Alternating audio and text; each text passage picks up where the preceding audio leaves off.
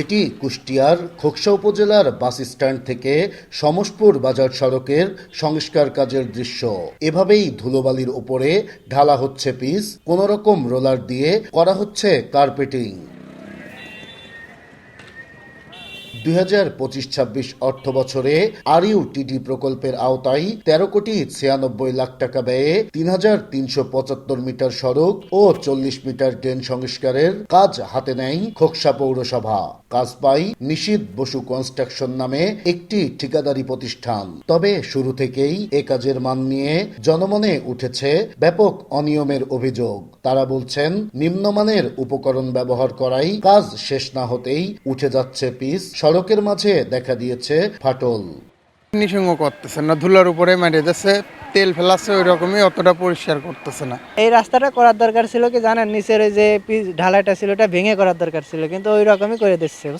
স্থানীয়দের অভিযোগ, ঠিকাদার ও প্রকৌশলীদের যোগসাজস্যেই লোক দেখানো কাজ করে লুটপাট করা হচ্ছে বরাদ্দের টাকা।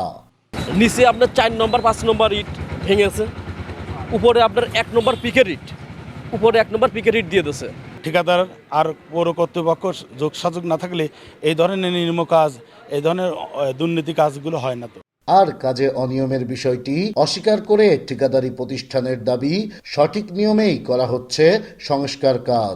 অতীতে যে কাজ হয়েছে তার থেকে অনেক গুণ ভালো আমরা এখানে কাজ করছি। ধুলো মাঠে পরিষ্কার করে তারপরে হচ্ছে আমরা ট্যাগ কোট মারি, তারপরে হচ্ছে আমরা এটা করছি।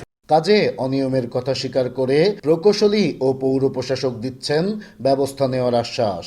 আমাদের কাছে যখন এরকম কিছু ইস্যুজ আসছে, আমরা তাৎক্ষণিকভাবে আমরা সাইডে গিয়ে কন্ট্রাক্টর যে ছিল ওনাদের সাথে কথা বলে সমস্যার সমাধান করার চেষ্টা করেছি। যদি কোনো অভিযোগ আসে বা আসলে যদি কোনো অনিয়ম থাকে, অবশ্যই সেটা স্ট্রিক্টলি দেখা হবে এবং এটা ব্যবস্থা গ্রহণ করা হবে।